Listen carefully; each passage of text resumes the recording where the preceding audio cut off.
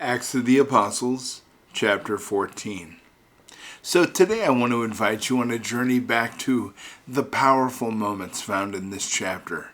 It's brimming with lessons about faith, resilience, humility, and the power of community. Now, these lessons are not relics of the past. They are truths we can apply to our daily lives today.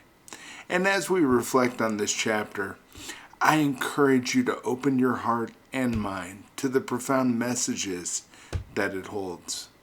Let's explore these key moments and see how they can inspire us to live with greater purpose and conviction. The mission of Paul and Barnabas, steadfast amidst opposition. So this chapter begins with Paul and Barnabas in Iconium, where they courageously preach the gospel. Their message resonates with many, drawing a diverse group of believers. However, this success stirs division, and with some opposing their mission so fiercely that a plot is made to harm them. Now, despite this, Paul and Barnabas continue to speak boldly, confident that their message carries the power of truth. And when threats mount, they wisely move on to spread the message elsewhere. So think about this. We live in a world where standing for one's beliefs can be challenging, especially in the face of social or peer opposition. And the steadfastness of Paul and Barnabas is a reminder that the path of truth is rarely without obstacles. Their courage teaches us that even when faced with pushback or conflict, standing firm is vital. And this could mean staying true to your values at work, or supporting a cause you believe in, or maybe, and this is my favorite one, speaking up for someone else who needs a voice. Remember, boldness in the face of adversity not only strengthens you, but can also inspire others. The miracle in Lystra, humility in the spotlight. So in Lystra, Paul performs a miraculous healing of a man crippled from birth. Now this act astounds the crowd who, in their awe, mistake Paul and Barnabas for gods, calling them Hermes and Zeus. And it would have been easy for Paul and Barnabas to accept this praise or bask in the admiration, but instead they tear their clothes in distress, a traditional sign of dismay, and passionately insist that they are mere humans. They redirect all the glory to the living God who made the heavens and earth, emphasizing that true power comes from Him alone. Wow, that's powerful, huh? Think about it. In an age that often celebrates personal achievement and self-promotion, this moment's a powerful lesson in humility. And when we experience success or recognition, it's natural to feel proud. But we must also remember that our gifts and achievements ultimately have a higher source. And this passage encourages us to practice humility, acknowledging God's hand in our victories and redirecting praise to its rightful place.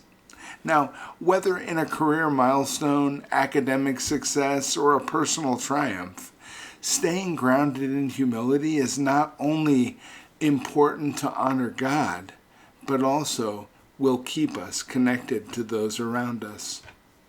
I believe in that. Persecution and perseverance, rising after defeat.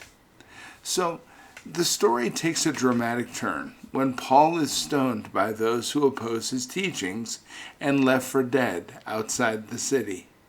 Now, this brutal moment could have ended Paul's mission, yet it served as one of the most inspiring parts of this chapter. Miraculously, Paul rises up, and instead of fleeing or succumbing to despair, he goes back into the city, and later continues to preach in Derbe. Now, this act demonstrates a profound level of resilience, and Paul's physical and spiritual strength transcend the violence that has been inflicted upon him. Consider this. We all face challenges that can leave us feeling defeated, right? And whether it's a professional setback, a personal loss, or maybe even a betrayal, Paul's response to persecution teaches us that getting knocked down isn't the end of the story. It's what we do after that matters. And when life's stones hit hard, we can choose to rise, carry on, and stay true to our purpose. And the lesson here is that resilience is not just about enduring hardship, but about using those moments to fuel continued growth and dedication to our mission. Strengthening the faithful, building and encouraging community. So after enduring their trials, Paul and Barnabas returned to Lystra, Iconium, and Antioch to strengthen the disciples that they had won to the faith. And they encouraged these new believers to remain steadfast, acknowledging that hardships are part of entering the kingdom of God. They also appoint elders to guide these communities, ensuring that their legacy of faith continues to thrive and expand even after their departure. And this step underscores the importance of nurturing a strong and supportive community that can endure through trials and growth.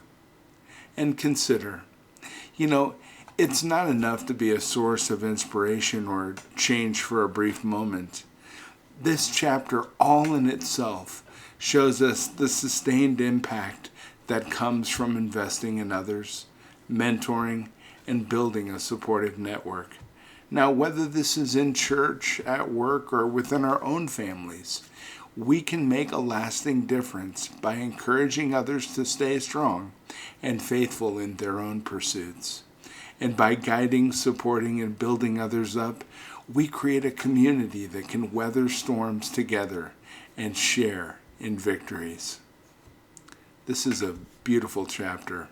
And as we bring our reflections to a close today, let's think about the themes of courage, humility, perseverance, and community. Paul and Barnabas demonstrated that true faith is not passive. It requires bold action, a heart willing to deflect praise, and the resilience to keep going despite hardships. I believe that most importantly, they show that faith isn't a solitary journey. It flourishes when we strengthen and uplift those around us. So, as you step into your weekend, I want you to ask yourself, how can I embody this kind of courage in my own life? In what ways can I redirect praise and remain humble in my achievements? And how can I contribute to building a community that supports and grows in faith together? Remember, your story has the power to inspire others, just as Paul and Barnabas' story inspires us today. So let's rise after every fall, lift others as we go, and hold true to the mission that calls us forward.